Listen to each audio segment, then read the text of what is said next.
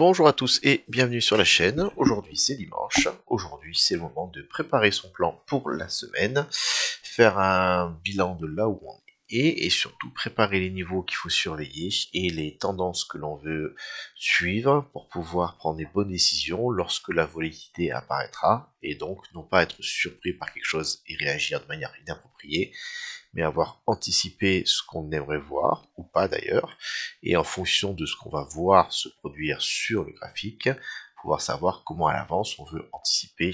Ça vous permettra d'éviter d'être subir vos émotions, mais au contraire de pouvoir suivre votre plan et d'avoir un point de vue technique détaché et beaucoup plus efficace que de réagir lorsque la volatilité est là, et généralement elle va à l'envers de ce que vous devriez faire. Donc, on est ici. Tout d'abord, dans le range actuel, ok, je rappelle que pour moi actuellement, même si on paraît toujours haussier, ok, il est probable que ceci puisse être identifié comme un signe de ralentissement. Donc, à surveiller. Hein, bien sûr, on est plutôt intéressé pour être long actuellement, parce qu'on est toujours plus haut, plus haut, plus haut. Mais si vraiment on a une situation short, je pense qu'il faut commencer à penser à la prendre. Plus précisément, et là ça va être très très intéressant, ce que vous devez comprendre, c'est que actuellement le prix se déplace par range. Donc on avait un range ici, ok, on a eu un range ensuite là, on est revenu sur notre range ensuite, le range, etc. Et au niveau de ces ranges, il y a des bornes. Actuellement, les bornes qui m'intéressent, je vous le montre, on prend donc à partir du bottom qui est ici, jusqu'au breakout qui est là. Voilà, ça c'est un range, ici avec la borne haute, la VAL, Value Area, VAH, pardon, la borne basse, et actuellement il y a également un range ici, je suis en 80, je précise, pour pouvoir bien voir le petit rebond ici. Je prends mon range depuis ici, jusque là, ok. Et ce que vous pouvez voir, c'est que, entre guillemets, hein, de manière assez simple, cette borne bleue, c'est la porte d'entrée de ce range-là, au minimum, voire jusqu'en bas. Et la borne basse ici, c'est la porte d'entrée de ce range-là, jusqu'au point of control au minimum. Ça, c'est assez simple, assez technique, mais ça marche relativement bien. Donc par rapport à ça, je trace mes deux niveaux clés actuellement, qui sont la borne ici et la borne ici. Et vous pouvez voir, du coup on peut enlever ça dans la place, propreté, que actuellement, lorsque on a eu la perte, ok, la perte ici du range, on est venu retester pour l'instant plusieurs fois en résistance, résistance, résistance. Donc actuellement, le prix n'arrive pas à réintégrer le range supérieur. De la même manière, on est venu titiller le range du bas. Pour l'instant, ça agit en support. Pas encore, on l'a testé 3 fois, mais ça a réagi. Il n'est pas encore venu le retester. Actuellement, dans cette zone, on est dans ce qu'on pourrait considérer un range, borne haute, borne basse, borne haute, et pourquoi pas venir continuer le range jusqu'à ce qu'à un moment donné, une sortie se produise. Tant que la sortie n'a pas lieu, vraiment actuellement, il y a une zone de décision. Les choses sont assez simples. On est intéressé pour acheter le bas du range et on est intéressé pour prendre des profits ou pour shorter le haut du range. Ok? Ça, c'est relativement simple. Ça ne veut pas dire qu'on va shorter ou acheter de manière aveugle. Ça veut dire que si on voit une réaction sur le niveau, j'insiste bien, une réaction sur le niveau, on va être intéressé pour prendre le trade avec du coup des stop loss assez simples à identifier et des cibles assez intéressantes en termes d'amplitude, voilà, voire plus. Ok, short ici, intéressante, voire plus. Ça, c'est ce qu'on souhaite faire. Pour moi, le plan actuellement, si je voulais, je pourrais arrêter la vidéo ici. Vous voyez, j'ai mon alarme là, actuellement, sur les liquidités qui sont ici. J'ai, d'ailleurs, je ne l'ai plus, je vais la rajouter, une alarme ici, sur le haut du range. Voilà. Et pour la semaine, ça me suffit. Tout ce qui est à l'intérieur de ça, je vous déconseille fortement de trade. Ça, c'est de l'aléatoire, du très compliqué à lire. Il faut être très fort sur le court terme. Voilà, ça c'est compliqué. Et si jamais le prix décide de rester plusieurs jours à l'intérieur de cette zone, et ben c'est l'occasion de faire autre chose, soit d'aller sur des altcoins, voilà, actuellement, comme par exemple du ZEC qui a fait une belle poussée et dont je m'attends à ce qu'il retrace dans les heures qui viennent, hein, à voir, ou autre, mais pour l'instant sur Bitcoin, je veux seulement prendre des trades qui soient le plus efficaces possible, donc le retest au-dessus, le retest en dessous. Petit point supplémentaire, je rappelle qu'actuellement nous avons du CME en jeu à plusieurs niveaux. Nous avons d'abord un gap CME qui est ouvert depuis maintenant une semaine et qui est important à noter parce qu'il est très très grand. C'est un gap pour l'instant de cassure baissière puisqu'il n'a pas été comblé. Ici à 114,125 sur le CME qui correspond à peu près à cette valeur là ici. On est venu sur ce CME, on est venu toucher, et en plus ce CME il correspond au bas pile poil de notre range. Donc les confluences sont vraiment importantes puisqu'on était sur l'entrée du CME, plus le bas du range, plus, sauf erreur de ma part, c'était pas celui-ci, c'était probablement le VWAP du top, plus le volume moyen, voilà. Donc actuellement, on a quand même un empilement de résistance à ce niveau qui est vraiment important. Et aussi fort que soit ce niveau de résistance, c'est important de le prendre, si on vient enfin à franchir et à tenir en support, plus dur aura été le franchissement, et plus intéressant pourra être le switch support résistance ensuite, qui pourrait nous amener donc au moins jusqu'à notre point of control. Pour l'instant, ça bloque. Et si ça bloque trop, et ben le marché devrait aller chercher des liquidités plus bas, revenir sur la bande basse, éventuellement donc, au niveau des plans possibles à chaque fois qu'on a un niveau, c'est relativement simple, mais il faut s'y habituer. Un rebond sur la zone basse, idéalement ici la prise des liquidités. À ce moment-là, je traderai plutôt la réintégration au-dessus du key level. Tant qu'on est en dessous, c'est une zone d'incertitude, c'est du risque, d'accord? Imaginez que vous soyez là, vous aviez votre niveau qui était ici, voilà, vous voyez, on est venu, et tant qu'on était en dessous, c'était compliqué, et une fois qu'on vient tenir ce niveau en support, et ben on a la poussée qui arrive. Donc là, c'est une zone difficile à trade. Une fois qu'on a enfin validé, c'est plus intéressant.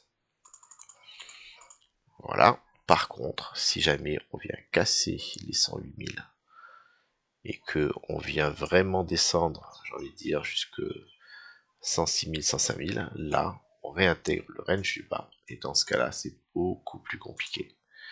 Puisque notre point of control, il est à 96 000. Donc on pourrait probablement venir descendre relativement vite jusqu'à 100 000, 100 000, 98 000, voire en dessous. Voilà pour Bitcoin, pour la semaine. Ok, pour demain, dans 24 heures à peu près, un petit peu moins même, je vais venir sur du plus court terme, on a d'autres choses qui sont en jeu. On a le CME, mais cette fois-ci sur notre week-end. Donc voilà comment je fais, moi j'ai déjà préparé à l'avance tout ça. Le CME a clôturé vendredi ici, à 111 579. Il est venu très rapidement baisser d'ailleurs. On est venu ensuite, comme on fait sur le CME généralement, pour ceux qui ont vu un rappel, souvent le CME c'est 1,5% autour de la valeur de clôture. Ça nous donnerait à peu près ça comme cible, hein, normal. Si on sort de ça, c'est peut-être un breakout, mais là c'est pas le cas. Donc on est venu jusqu'à notre 1,5%, on a pris les liquidités qui étaient ici, on a passé du temps, c'était pas évident, pas super bullish non plus, et actuellement on est revenu sur ce niveau. Il est probable donc, et plus que 50%, que l'on vienne clôturer le CME à l'ouverture, ou peu après l'ouverture, à 111 600. Après, qu'est-ce qui va se passer? Eh ben ça, c'est bien compliqué à dire, mais comme je vous l'ai dit, je ne veux pas trade cette zone, c'est une zone difficile, c'est une zone, on est au milieu du range, donc voilà, le bas il est là, le haut il est là, ici ça ne m'intéresse pas. Par contre, ce matin, j'ai pris une position là-dedans, et j'ai actuellement la vente qui m'attend ici, parce que c'est un setup particulier. Voilà, si ce ME n'est pas comblé, on aura donc un gap ici. Si jamais on fait un fake out qu'on vient casser par le bas, on aura un nouveau gap ici.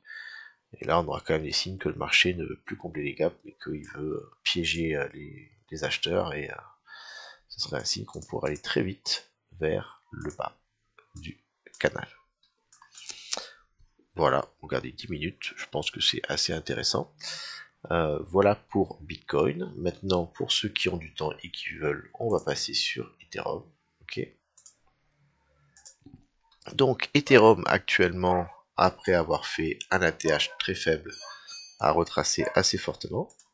Donc, après cette interruption, Ethereum, je pense que ça va vous intéresser. Ce qu'il y a à voir, c'est que actuellement j'ai pris un gros range, hein, d'accord. Donc on est quand même sorti du range en termes de volume ici, sur une échelle de temps qui est longue.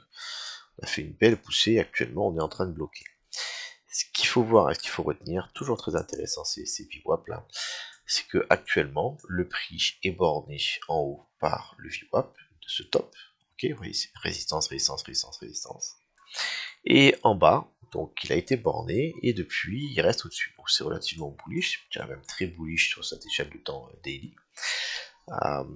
Et la chose à retenir, c'est que ces VWAP, généralement, sur une échelle de temps aussi longue, quand ils sont touchés pour la première fois, ils agissent en support, au moins pour un rebond partiel. Donc pour des traders un peu plus court moyen terme, ce sont des points d'entrée vraiment intéressants. Ce rebond, il serait au moins partiel, voire pourquoi pas éventuellement plus profond.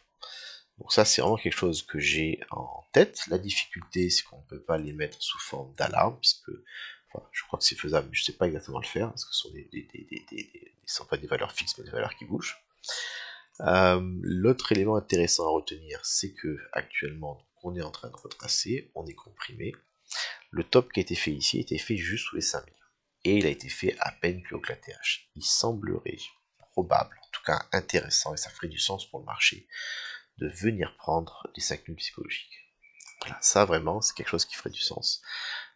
Et donc, j'envisagerais, et ça resterait possible, qu'on vienne faire un peu comme notre Bitcoin il y a quelques jours.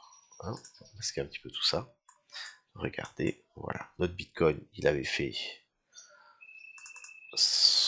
une belle poussée avec un ATH. Et ensuite, il a pris pas mal de temps, il a latéralisé, canal baissier, cassure vers le bas, nouvelle ATH, prise de liquidité, top, faible et gros renversement. Donc, si on a la même chose sur Ethereum, on pourrait avoir sur le niveau actuel, regardez, donc une latéralisation, éventuellement une cassure vers le bas, la peur, les vendeurs qui paniquent, etc., qui nous permettrait d'arriver sur le support. Pour moi, le support actuellement est un peu large, mais on est sous ce bottom jusqu'à la borne haute. Voilà, on a une zone vraiment intéressante entre, je veux dire, même il faudrait qu'on vienne prendre de 4000 psychologiques, voilà, entre 3674 et 4000. Cette zone me semble vraiment intéressante. On fait un switch support-résistance, on vient toucher le VWAP en support, on vient rebondir sur la borne haute du range, on vient prendre liquidité, on fait de la peur, et qui nous permettrait d'avoir un rebond partiel de type ou ATH ou continuation, mais en tout cas une entrée qui c'est probablement très intéressante ici. Donc ça, sur Ethereum, j'attends plus bas que là où on est, et j'ai éventuellement ce plan-là en tête. Voilà, pour Ethereum, si vous en intéresse, plus intéressé pour du swing, et avec cette cible.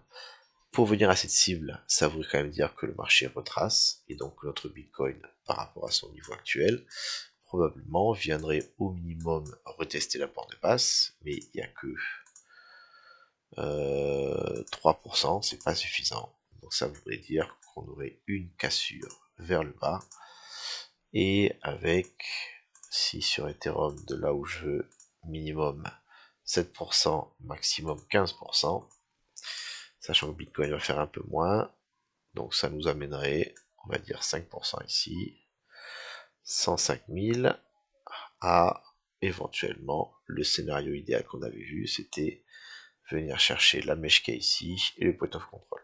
Voilà. Donc si Bitcoin casse vers le bas, on pourrait faire du sens d'avoir à la fois un rebond partiel sur Bitcoin qui donnerait le temps à Ethereum de venir faire un rallye, voire éventuellement un top. À voir lorsqu'on aura ce top. Si on a un vrai breakout, et ben peut-être que ce sera intéressant pour le marché. Si c'est un top faible, comme on l'a eu sur Bitcoin, à ce moment-là, ce sera l'opportunité de vendre ou de shorter. Voilà pour mon analyse sur Bitcoin et sur Ethereum. Pour moi actuellement, ce qui m'intéresse, c'est que les niveaux de support et de résistance sont relativement clairs et définis. Donc ça m'intéresse. Maintenant, là, c'est une guerre de patience, puisque ni sur Bitcoin ni sur Ethereum, on est proche de ces résistances ou de ces supports.